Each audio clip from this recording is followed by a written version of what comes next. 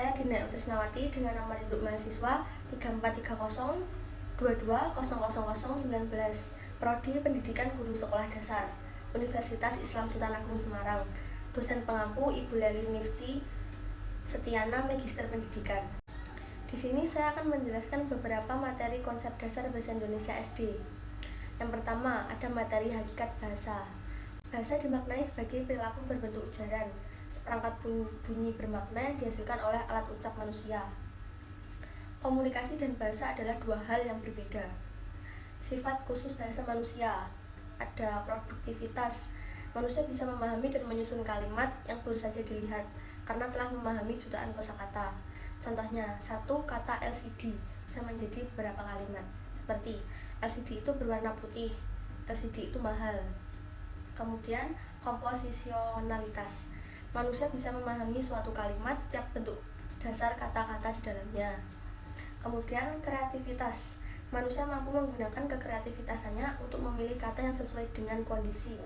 Contohnya, kata meninggal, mati, mampus. Kemudian, fleksibilitas. Istilah atau perumpamaan yang digunakan manusia dapat berkembang seiring dengan perubahan zaman. Contohnya, kata kekinian yang sekarang berubah menjadi up to date. Ciri-ciri bahasa. Bahasa itu bermakna. Bahasa bersifat arbiter atau suka-suka. Bahasa itu konvensional dan universal atau berdasarkan kesepakatan. Bahasa punya variasi. Bahasa menjadi identitas penuturnya. Kemudian ada fungsi-fungsi bahasa. Yang pertama, instrumental untuk menyampaikan keinginan. Yang kedua, regulatory untuk mengontrol. Yang ketiga, interaksional untuk bersosialisasi.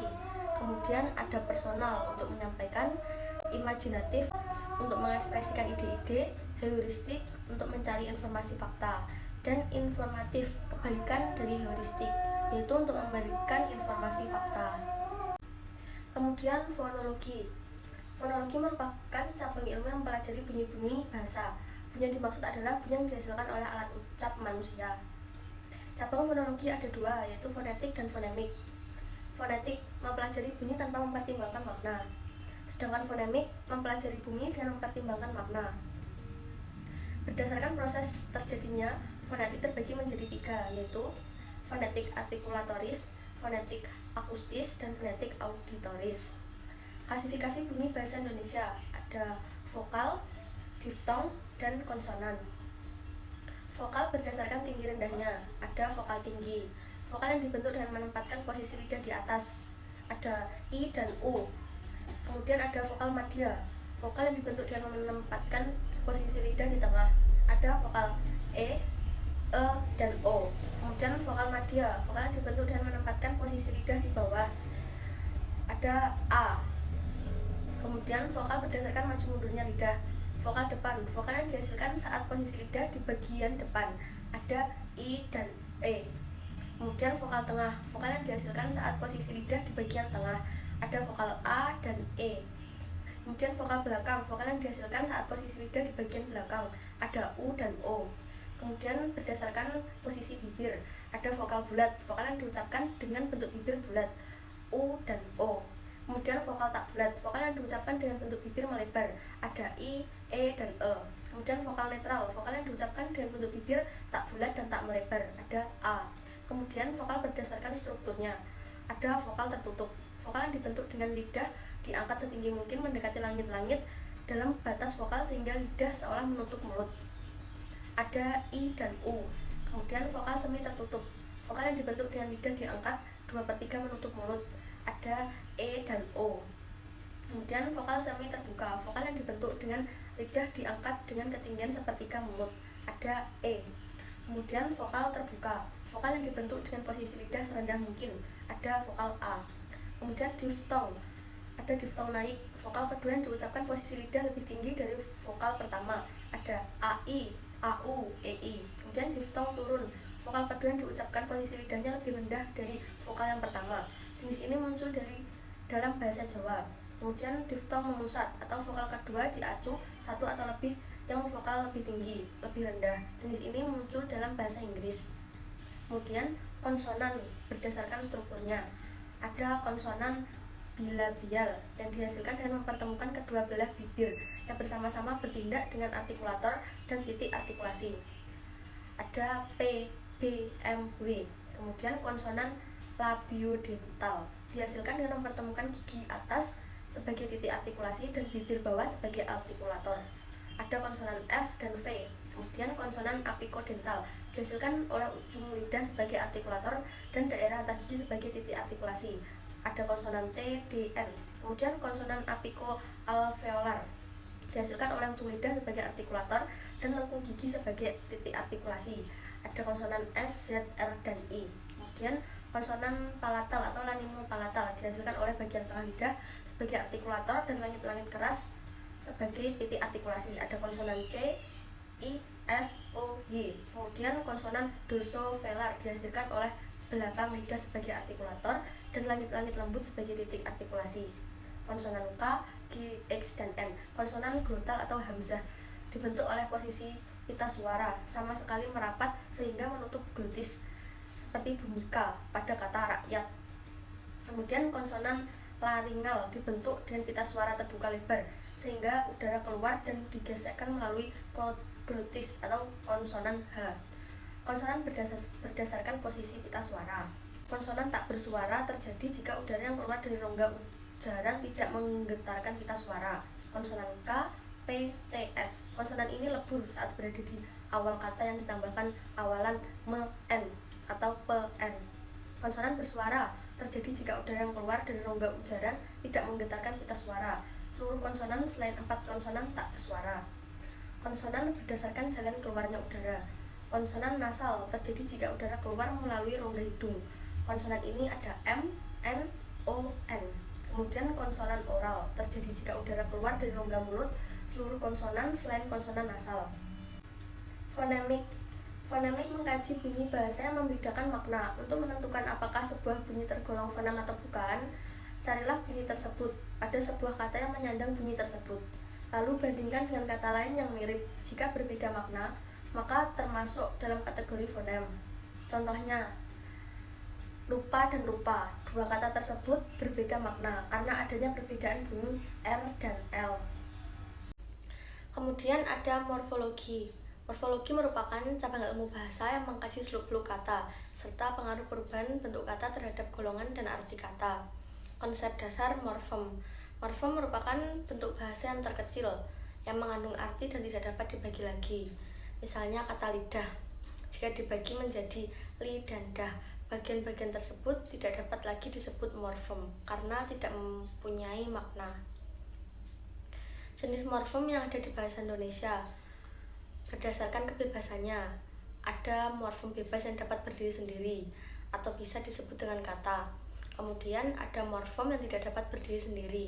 Misalnya imbuhan me, di, a, dan lain-lain. Kemudian berdasarkan keunikannya, morfem dibagi menjadi dua. Ada morfem unik dan morfem biasa. Kemudian berdasarkan keutuhannya, ada morfem utuh dan morfem terbagi. Kemudian berdasarkan makna leksensialnya, dibagi menjadi morfem bermakna leksensial dan morfem tidak bermakna leksensial. Morfem tidak bermakna leksensial biasanya berupa imbuhan. Berdasarkan pembentukan katanya, dibagi menjadi morfem dasar dan morfem afiks. Proses morfologis. Ada penyimbuhan. Penyimbuhan adalah cara pembentukan kata-kata dengan menghubungkan morfem satu dengan yang lain. Ada prefiks atau awalan. Prefiks awalan ber, contohnya beragam. Kemudian prefiks awalan me, contohnya membesarkan.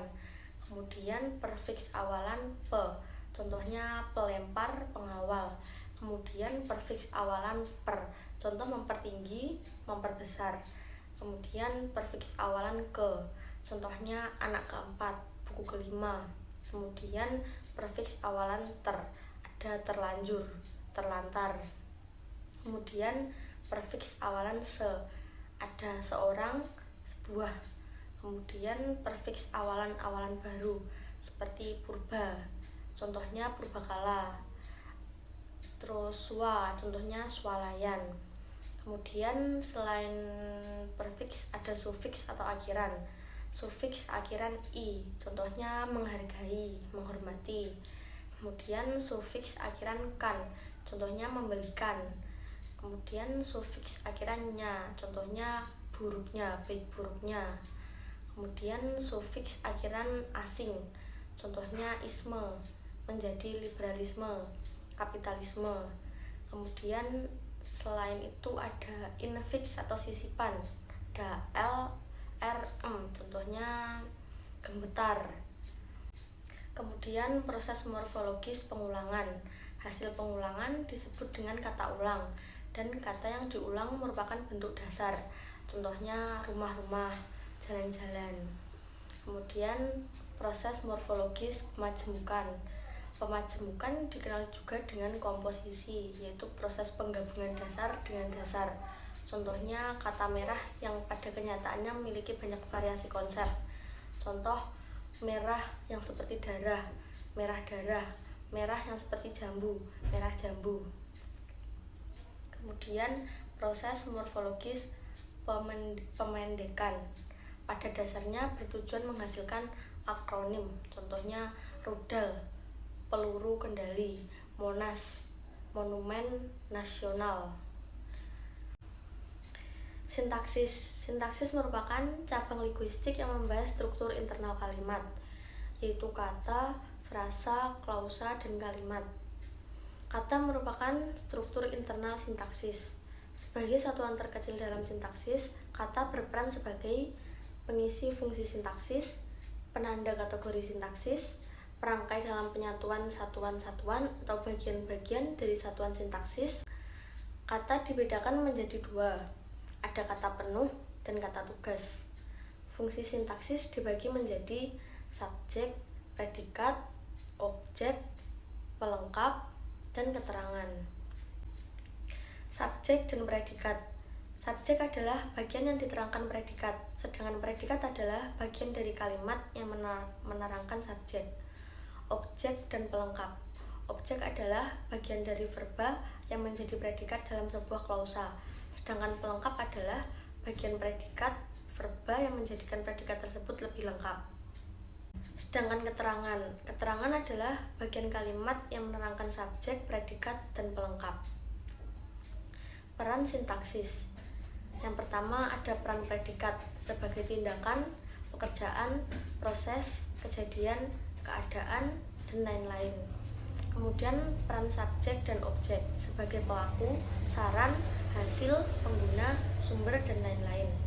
Peran keterangan sebagai alat tempat, waktu, asal, dan lain-lain. Konstruksi atau satuan gramatikal yang terdiri dari dua kata atau lebih menjadi pembentuk klausa. Frasa tidak memiliki unsur predikat. Dalam tingkatan tata bahasa, frasa berada di bawah tingkatan klausa dan di atas tingkatan kata. Yang membedakan klausa dengan kalimat adalah kalimat diakhiri dengan intonasi final, sedangkan klausa tidak. Kemudian ada kalimat. Kalimat adalah kesatuan ujar yang mengungkapkan suatu konsep pikiran dan perasaan. Ciri-ciri kalimat. Yang pertama, dalam bahasa lisan diawali dengan kesenyapan dan diakhiri dengan kesenyapan. Dalam bahasa tulis diawali dengan huruf kapital dan diakhiri dengan tanda titik, tanda tanya, atau tanda seru. Kemudian mengandung pikiran yang utuh, mengandung urutan yang logis, kemudian mengandung satuan makna, ide, atau pesan yang jelas. Jenis kalimat berdasarkan fungsinya, ada berita, tanya, perintah, dan seru. Jenis kalimat berdasarkan jumlah klausanya, ada tunggal dan majemuk. Majemuk meliputi majemuk setara, majemuk bertingkat, dan majemuk campuran. Kalimat efektif mengutamakan keefektifan kalimat, sehingga kejelasan kalimat terjamin. Ciri-cirinya ada kesepadanan, keparelaan, ketegasan, kehematan, kecermatan, kepaduan, dan kelogisan. Sekian presentasi dari saya mengenai beberapa materi konsep dasar bahasa Indonesia SD ini, yang meliputi materi hakikat bahasa, fonologi, morfologi, sintaksis. Semoga bermanfaat. Wassalamualaikum warahmatullahi wabarakatuh.